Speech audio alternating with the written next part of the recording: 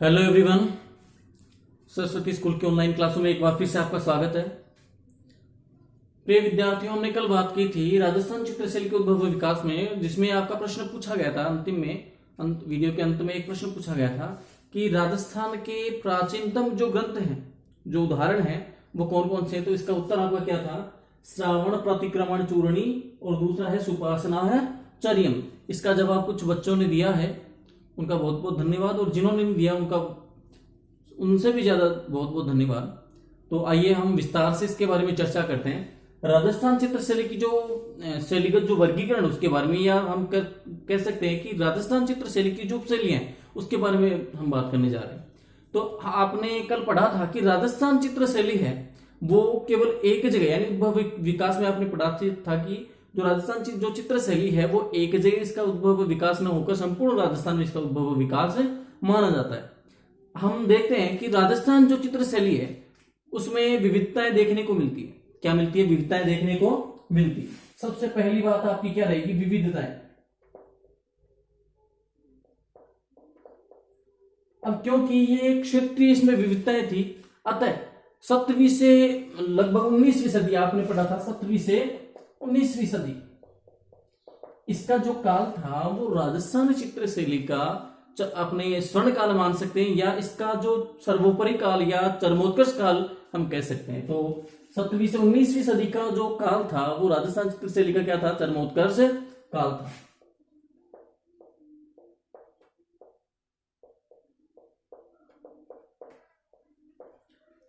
ठीक है। अब क्योंकि राजस्थान जो चित्रशैली है वो एक राजा के संरक्षण में न पनप के अनेक राज्यों के संरक्षण में या राज्याश्रयों के अंतर्गत पनपी, अतः राजस्थानी चित्रशैली में विविधता जाहिर सी बात है या देखने को प्राप्त होती है। अब इसमें न केवल शासकों के या राजाओं के द्वारा जो आश्रय प्रदान किया गया उनका, बल्कि कई संगीतकारों, कई चित्रकारों, कई कवियों, कई जो साहित्यकार हैं उनका, इन सभी का जो योगदान है वो अपनी राजस्थान चित्रशैली के उद्भव विकास में अपने को देखने को मिलता है। और यही कारण रहा, यही मुख्य कारण रहा। क्या? कौन सा कारण? कि ये अनेक एक जगह न पनपते हुए राजस्थान के विभिन्न हिस्सों में पनपने के कारण इसमें शैलीगत विभिन्नताएं देखने को हमें प्राप्त होती है, जिसकी हम चर्चा विस्तार से करने जा रहे हैं। अब राजस्थान चित्रशैली के जो प्राचीनतम जो केंद्र थे वो कौन कौन से थे? जैसे धर्मपीठ है, इसके अलावा जो विभिन्न जो कला केंद्र हैं वो रहे इसके, या कोई राजा ने किसी कला को अगर ज्यादा संरक्षण प्रदान किया तो उसका केंद्र बन गया।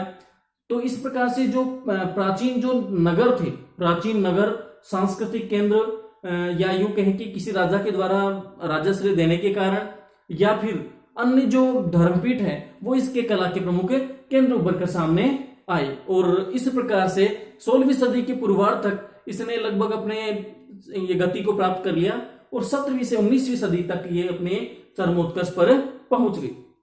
अब ये जो राजस्थान जो चित्रशैली है, राजस्थानी जो चित्रशैली है वो विभिन्न शैलियों, न केवल एक शैली बल्कि विभिन्न शैलियों,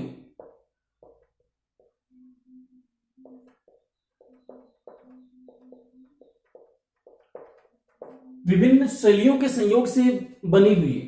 तो विभिन्न शैलियों के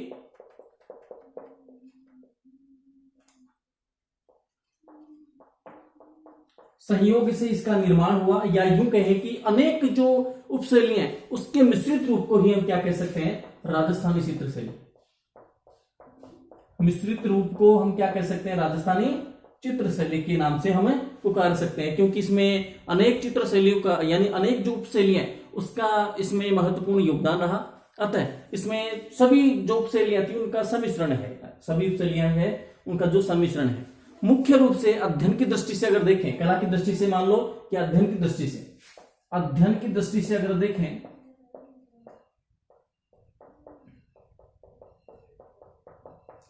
तो राजस्थानी जो चित्रशैली है उसके मुख्य रूप से 4 उपशैलियां मानी जा सकती है। हालांकि कालांतर में हम लास्ट में बात करेंगे कि कालांतर में अनेक जो उपशैलियों की भी जो उपशैलियां हैं उनको भी स्वतंत्र उपशैलियां मान ली गई है, लेकिन फिर भी अध्ययन की दृष्टि से इसे प्रमुख रूप से 4 भागों में बांटा जा सकता है। पहला है मेवाड़,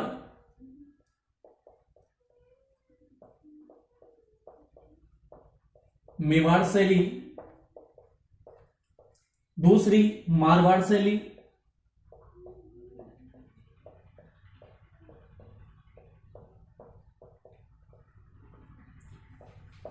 तीसरी तीसरी की हम चर्चा करेंगे तो आप देख सकते हो हाड़ौती शैली,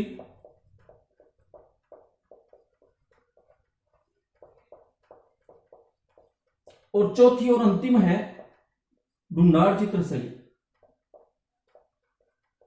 ढूंढाड़ शैली तो मुख्य रूप से जो राजस्थान के अध्ययन की दृष्टि से अगर देखा जाए तो मुख्य रूप से राजस्थान चित्र शैली की कितनी उपशैलियां मानी जा सकती है? 4। सबसे पहली है मेवाड़ शैली, दूसरी मारवाड़, तीसरी हाड़ौती, चौथी ढूंढाड़। अब ये जो क्षेत्र थे वो प्राचीन काल में किन किन जिलों के अंतर्गत आते थे उनके बारे में भी चर्चा करेंगे। सबसे पहले हम मेवाड़ के बारे में बात करें तो मेवाड़ में उदयपुर,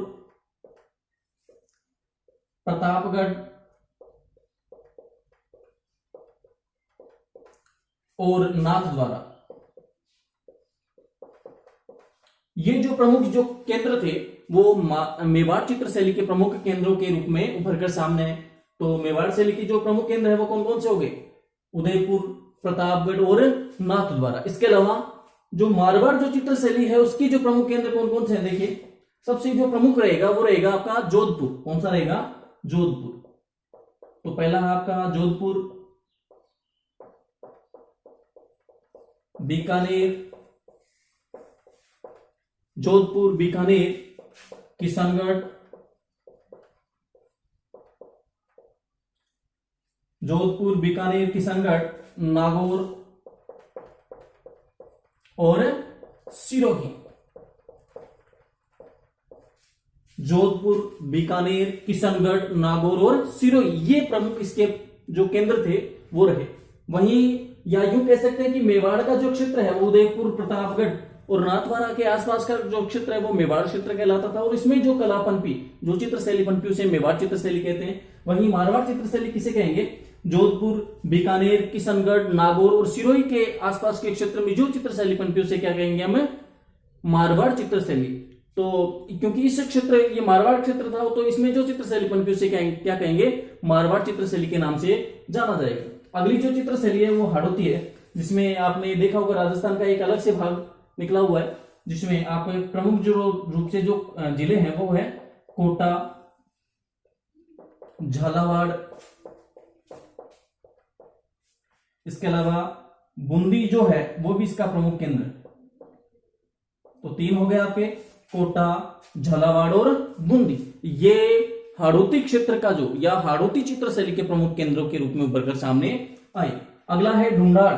ढूंढाड़ में आप याद रखिएगा अपने जयपुर के आसपास का क्षेत्र, शेखावाटी के, इसके अलावा अलवर और उनियारा जो अलवर है वो भी इसका प्रमुख केंद्र रहा। तो ढूंढाड़ में आपको याद रखना है जयपुर, उनियारा, उनियारा के अलावा आपको अलवर और शेखावाटी, शेखावाटी, ये इसके जो प्रमुख कला केंद्र थे उभर कर सामने है। तो हम एक बार दोबारा से देखें इसे। सबसे पहला मेवाड़, मेवाड़ में उदयपुर, प्रतापगढ़ और नाथद्वारा इसका प्रमुख कला केंद्र रहे, या इस क्षेत्र में जो चित्र शैली पनपी उसे क्या कहा गया? मेवाड़ चित्र शैली के नाम से पुकारा गया। दूसरा है मारवाड़ चित्र शैली, जोधपुर, बीकानेर, किशनगढ़, नागौर और सिरोही के आसपास के क्षेत्र में जो चित्र शैली पनपी उसे मारवाड़ चित्र शैली के नाम से पुकारा गया। तीसरी हाड़ौती चित्र शैली, कोटा, बूंदी, झालावाड़ के आसपास के क्षेत्र में जो चित्र शैली पनपी उसे क्या कहेंगे? हाड़ौती चित्र शैली के नाम से पुकारा गया। और वहीं पर ढूंढाड़ चित्र शैली, जयपुर, अलवर, उनियारा और शेखावाटी के आसपास के क्षेत्र में जो चित्र शैली पनपी उसे क्या कहा गया? ढूंढाड़ चित्र शैली के नाम से पुकारा गया। और इसी का दूसरा नाम हम क्या कह सकते हैं? मेवात चित्र शैली। कौन सी? मेवात। याद रखिएगा, इसे हम मेवात चित्र शैली भी कह सकते हैं। ढूंढाड़ शैली को क्या कह सकते हैं? मेवात चित्र शैली के नाम से जाना जा सकता है। लेकिन कालांतर में क्या हुआ? विभिन्न विद्वानों के मतानुसार जो कुछ उपशैलियां थी, जो कला केंद्र थे, इनमें से उनको स्वतंत्र चित्र शैली के रूप में माना गया। किस रूप में माना गया? स्वतंत्र चित्र शैली के रूप में माना गया। जैसे कालांतर की जो कला केंद्र है वो देखो कौन कौन से हैं। जैसे अलवर, शेखावाटी, बीकानेर,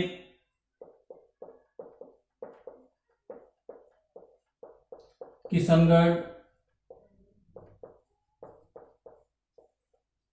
कोटा, बूंदी इत्यादि। ये जो प्रमुख कला केंद्र थे उनको राजस्थानी उपशैलियों के रूप में पहचाना गया। ये जो क्षेत्र थे कोटा, बूंदी, अलवर, शेखावाटी, बीकानेर, किशनगढ़, ये जो थे वो राजस्थान के, हालांकि उस समय तो राजस्थान की जो उपशैलियां थी उनके एक भाग थे, लेकिन ये कालांतर में यानी वर्तमान में स्वतंत्र शैली के रूप में उभरकर से सामने है। तो इस प्रकार आज हमने राजस्थान की विभिन्न जो उपशैलियां थी उसके बारे में पढ़ा और राजस्थान का जो शैलीगत वर्गीकरण था उसके बारे में पढ़ा। इसके अलावा जो कालांतर में जो राजस्थान की जो स्वतंत्र जो रियासतें थी, अर्थात रियासतें जिनमें अलग राजाओं का शासन था, उन रियासतों की स्वतंत्र चित्रशैली के बारे में जाना। अब अगले वीडियो में हम देखेंगे मेवाड़ चित्रशैली के बारे में विस्तार से चर्चा करेंगे। किस शैली के बारे में? मेवाड़ चित्रशैली के बारे में। अब आज का जो प्रमुख प्रश्न है वह क्या रहेगा आपका कि किस सदी से लेकर कब तक, यानी कब से लेकर कब तक राजस्थान चित्रशैली अपने चरमोत्कर्ष पर रही? तो इसका जवाब आप कमेंट बॉक्स में देंगे। सदी का नाम बताना है, किस सदी से लेकर किस सदी तक राजस्थान चित्रशैली अपने चरमोत्कर्ष पर रही, इसका जवाब आप कमेंट बॉक्स में दें। तब तक के लिए अगले वीडियो में फिर से हम ये मेवाड़ चित्रशैली के बारे में विस्तार से चर्चा करेंगे।